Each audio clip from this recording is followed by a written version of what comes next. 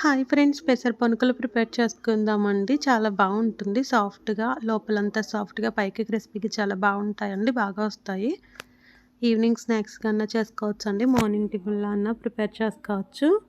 ముందుగా అయితే onions cut చేసి తెచ్చుకుందామండి. ఆ తర్వాత పెసరపప్పు వచ్చేసి 2 అవర్స్ నానబెట్టిన తర్వాత శుభ్రంగా కడిగేసి పచ్చిమిర్చి, అల్లం, వెల్లుల్లి వేసుకుని మిక్సీ పట్టుకోవాలండి.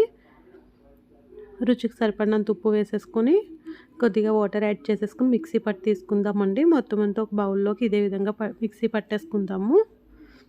దీంట్లోకి అల్లం చట్నీ అయితే ఇంకా బాగుంటుందండి. నేనైతే చట్నీ అయితే ప్రిపేర్ చేయలేదండి. మొత్తం అంతా ఇదే విధంగా మిక్సీ పట్టేసుకుని పొనుకులు అయితే వేసేసుకుందామండి. ఇప్పుడు మిక్సీ పట్టుకున్న మిశ్రమంలోకి కొత్తిమీర, పసుపు, జీలకర్ర, కట్ చేసి పెట్టుకున్న ఆనియన్ వేసుకొని బాగా మిక్స్ చేసుకోవాలండి. చూస్తున్నారు కదండి, ఒకసారి అంతా బాగా మిక్స్ చేసేసుకుందాము.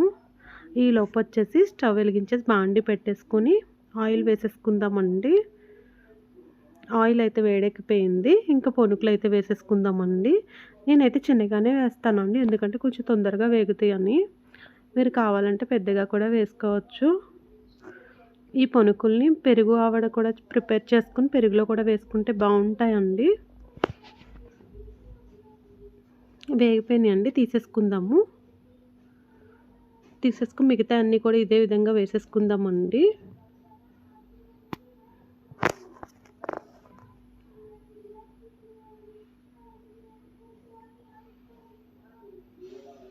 పెసర పనుకులు ప్రిపేర్ చేసుకుని కర్రీ ప్రిపేర్ చేసుకోవచ్చు, పులుసు ప్రిపేర్ చేసుకోవచ్చు, ఏ విధంగా అన్నా చేసుకోవచ్చు అండి. నేనైతే టిఫిన్కి మార్నింగ్ టిఫిన్ కానీ ప్రిపేర్ చేస్తున్నాను. కానీ చాలా సాఫ్ట్గా చాలా బాగా వచ్చాయండి. వేగిపోయినాయండి, తీసేసుకుందాము.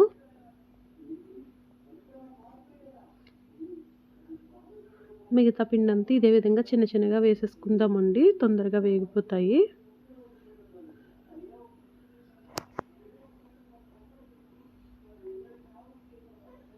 ఇదే పిండితో సేమ్ ఇదే ప్రాసెస్లో పెసరట్లు కూడా ప్రిపేర్ చేసుకోవచ్చండి. పెసరట్లకి అయితే ఉప్మా ఉండాలి. చూస్తున్నారు కదండి, చాలా వరకు పిండి అయితే వేయడం పూర్తయిపోయింది. ఇంకొక వాయి అయితే అవుతాయండి, అవి కూడా వేసేసుకుందాము. చూసారు కదండి, ఎంత సింపుల్ ప్రాసెస్లో పెసర పనుకులు ప్రిపేర్ చేసుకున్నాము. ఈ పెసర పనుకుల రెసిపీ మీకు నచ్చినట్లయితే తప్పకుండా ఒక లైక్ చేయండి.